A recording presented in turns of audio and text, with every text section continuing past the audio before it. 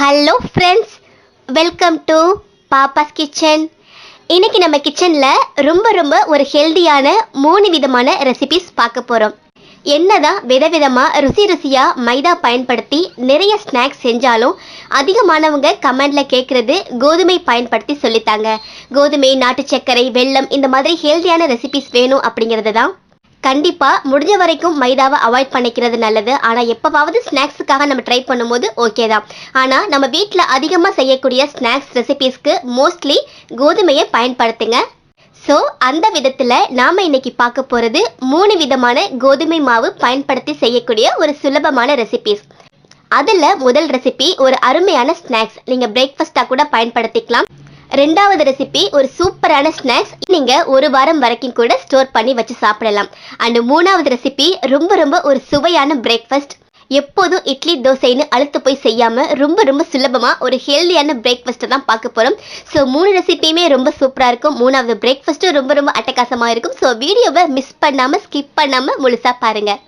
இப்போ முதலாவது கோதுமை மாவு ரெசிபி, ரொம்ப ஒரு ஹெல்தியான ஸ்நாக்ஸ், கோதுமை அப்பம். அப்பம் நிறைய விதமாக செய்யலாம். ஆனால் நாம் இன்னைக்கு ரொம்ப ஹெல்தியாக கோதுமை மாவு, வெல்லம் எல்லாம் பயன்படுத்தி செய்ய போகிறோம். ஸோ சுவையாக மட்டும் இல்லாமல் ரொம்ப ஆரோக்கியமான இந்த கோதுமை அப்பம் ரொம்பவே சுலபமாக எப்படி செய்யுதுன்னு பார்க்கலாம் வாங்க கிச்சனுக்கு. இப்போ ஒரு சாஸ் பேனில் 1/2 கப் பொடிச்ச வெல்லம் உள்ளே சேர்த்துடுறேன். இது சரியாக 50 கிராம் இருந்தது. சேர்த்துட்டு 2 டேபிள் ஸ்பூன் தண்ணீர் சேர்த்துடலாம். இது ஜஸ்ட் கரைச்சிட்டு நம்ம வடிகட்ட போகிறோம், அவ்வளோதான். பாகுபதமெல்லாம் கிடையாது. ஒன்ஸ் வெல்லம் நல்லா மெல்ட் ஆகி கரைஞ்சி வந்த பிறகு ஸ்டவ் ஆஃப் பண்ணிட்டு இதை எடுத்து வச்சிருங்க. பிறகு வடிகட்டி சேர்த்துக்கலாம். இப்போ ஒரு பவுலில் 1 கப் கோதுமை மாவு சேர்த்துடுறேன்.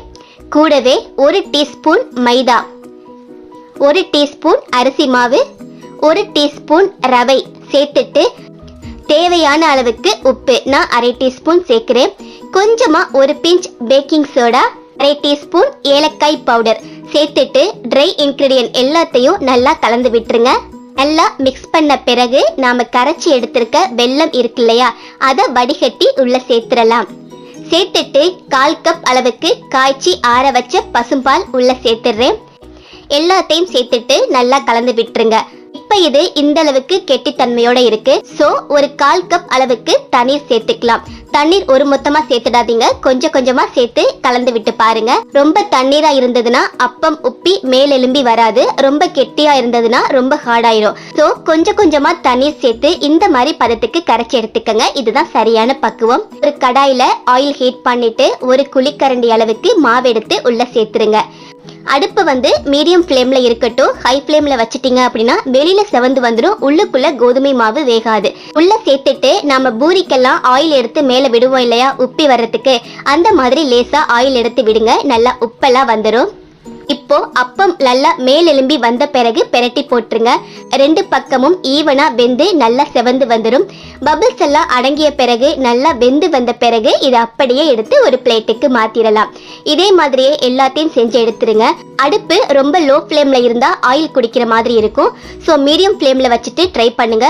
சூடு குறைவா இருந்ததுன்னா கொஞ்சம் அதிகப்படுத்தி செஞ்சுக்கங்க.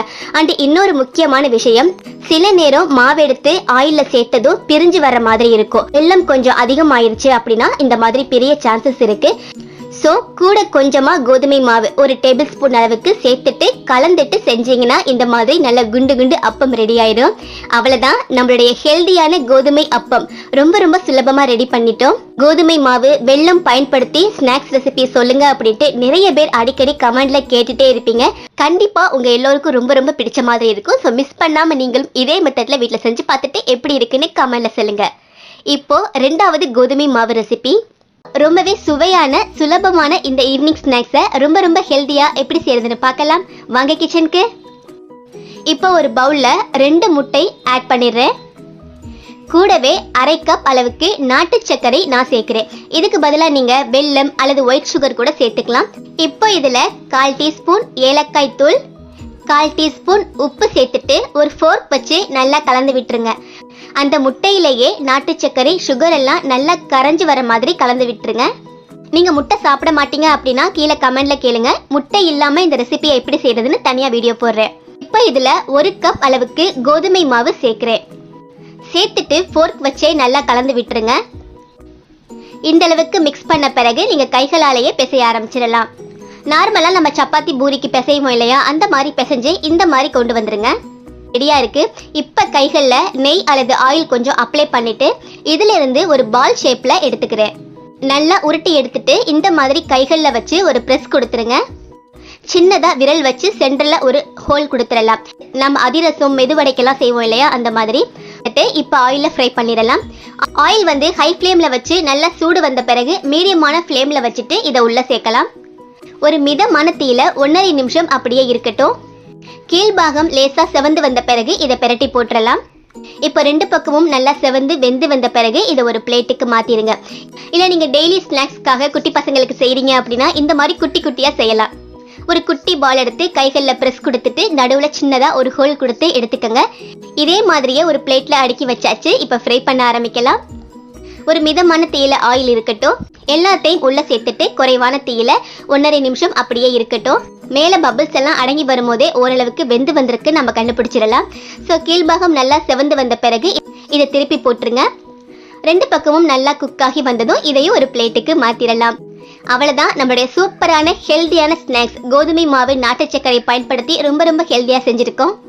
இது அப்படியே நம்ம ரவை பணியாரம் சாப்பிடுவோம் இல்லையா, ஸோ ரவை பணியாரமும் அதிரசமும் ஒன்னா மிக்ஸ் பண்ண மாதிரி இருக்கும். பார்க்கறதுக்கு குட்டி குட்டி அதிரசம் மாதிரி இருக்குல்ல, ரொம்ப ரொம்ப பிடிச்ச மாதிரி இருக்கும். 1 வீக் வரைக்கும் கூட நீங்க ஸ்டோர் பண்ணி சாப்பிடலாம். ஸோ மிஸ் பண்ணாம நீங்களும் இதே மெத்தட்ல வீட்டில் செஞ்சு பார்த்துட்டு எப்படி இருக்குன்னு கமெண்ட்ல சொல்லுங்க.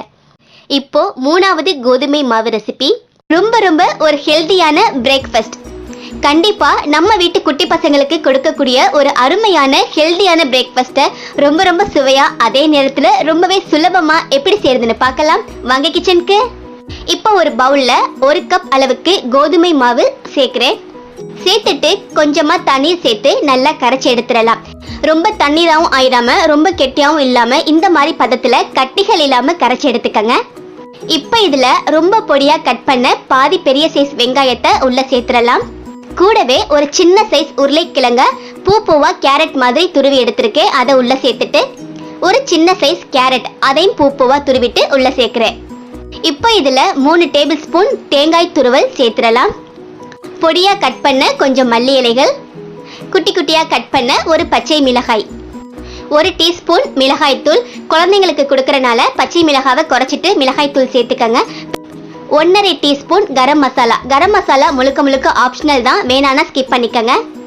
1 டீஸ்பூன் சீரகம், கொஞ்சமா ஒரு பிஞ்ச் மஞ்சள் தூள், இது ஜஸ்ட் கலருக்காகத்தான். தேவையான அளவுக்கு உப்பு, நான் 1/2 டீஸ்பூன் சேர்க்கிறேன். எல்லாத்தையும் சேர்த்துட்டு நல்லா கலந்து விட்டுருங்க. தண்ணீர் அதிகம் சேர்த்துறாதீங்க, நம்ம ஏற்கனவே கரைச்ச தண்ணீரே இதுக்கு போதுமான அளவா இருக்கும். ஸோ நல்லா மிக்ஸ் பண்ணி விட்டுருங்க. இந்த மாதிரி பதத்துல பார்த்துக்கங்க. இப்போ ரெடியா இருக்கு, செய்ய ஆரம்பிச்சிடலாம். இப்போ ஒரு பேன்ல கொஞ்சமா ஆயில் சேர்த்துட்டு 1 குழிக்கரண்டி அளவுக்கு மாவு எடுத்து உள்ள சேர்த்துருங்க. சேர்த்துட்டு லேசா இந்த மாதிரி பரத்தி விட்டுருங்க. தோசை மாதிரி ரொம்ப பெருசா இழுக்க வேணாம். மேலே கொஞ்சமா ஃபியூ டிராப்ஸ் ஆயில் சேர்த்துட்டு மூடி வச்சு குறைவான தீயில 1 நிமிஷம் அப்படியே இருக்கட்டும். இப்போ சரியா 1 நிமிஷத்துக்கு பிறகு ஓபன் பண்ணி பார்க்குறேன். கீழ்பாகம் நல்லா வெந்து வந்திருக்கு. இதை அப்படியே பெரட்டி போட்டு இந்த பக்கம் சரியா ஒரு 30 வினாடிகள் மட்டும் இருக்கட்டும். இப்போ மூடி வச்சிடலாம். சரியா 30 வினாடிகளுக்கு பிறகு பார்க்குறேன். 2 பக்கமும் ரொம்ப சூப்பரா குக் ஆகி வந்திருக்கு. இதை அப்படியே எடுத்து ஒரு பிளேட்டுக்கு மாத்திரலாம். கூடவே ஒரு சூப்பரான தேங்காய் சட்னி. எவ்வளோ சாஃப்டா இருக்கு பாருங்க. பார்க்கறதுக்கு ரொம்ப ஹார்டா ரொட்டி மாதிரியெல்லாம் இல்லாம ரொம்ப ரொம்ப சாஃப்டா வந்திருக்கு. இப்படியே குழந்தைங்களுக்கு கொடுத்தீங்க அப்படின்னா இன்னும் வேணும் வேணும்னு கேட்டு கேட்டு சாப்பிடுவாங்க. கோதுமை மாவு, உருளைக்கிழங்கு, கேரட், தேங்காய் துருவல், இப்படி குழந்தைங்களுக்கு தேவையான எல்லா சத்துக்களும் இதுல இருக்கு. ரொம்பவே ஹெல்தியான அதே நேரம் ரொம்ப ரொம்ப டேஸ்டியா ரொம்பவே ஈஸியான ஒரு பிரேக்ஃபாஸ்ட். சாப்பிட்றதுக்கு அப்படியே அடை தோசை மாதிரியே அவ்வளோ டேஸ்டா இருந்தது. இதுக்கு பர்ஃபெக்டான காம்பினேஷன் தேங்காய் சட்னி மட்டும்தான். ரொம்ப ரொம்ப சூப்பரா இருக்கு. இந்த ரெசிபி வாரத்துல ஒரு நாள் எங்க வீட்டுல இடம் பிடிச்சிரும். ஹெல்தியாவும் அதே நேரத்துல ரொம்ப ரொம்ப ருசியாவும் இருக்கும். கண்டிப்பா உங்க வீட்டு குழந்தைங்களுக்கு செஞ்சு கொடுத்து பாருங்க, ரொம்ப ரொம்ப ஆசையா சாப்பிடுவாங்க.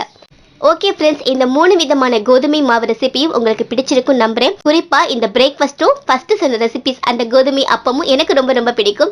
கோதுமை மாவு அப்படின்னாவே சப்பாத்தி, பூரி, புரோட்டா மட்டும்தான் அதிகமானவங்க செஞ்சுட்டு இருப்பாங்க. ஆனா கோதுமை மாவு பயன்படுத்தி நிறைய ரெசிபிஸ் நம்ம செய்யலாம். நம்ம ஏற்கனவே நம்ம சேனல்ல நிறைய அப்லோட் பண்ணியிருக்கோம். ஸோ இந்த ரெசிபியும் நம்ம ஏற்கனவே அப்லோட் பண்ணியிருக்கோம். ஸோ மிஸ் பண்ணாம நீங்களும் இந்த 3 விதமான கோதுமை மாவு ரெசிபி வீட்டில் செஞ்சு பார்த்துட்டு எப்படி இருக்குன்னு கமெண்ட்ல சொல்லுங்க. நான் சொன்ன ரெசிபிஸ் பிடிச்சிருந்தா லைக் பண்ணி ஷேர் பண்ணுங்க. மறக்காம சப்ஸ்கிரைப் பண்ணுங்க. தேங்க்யூ.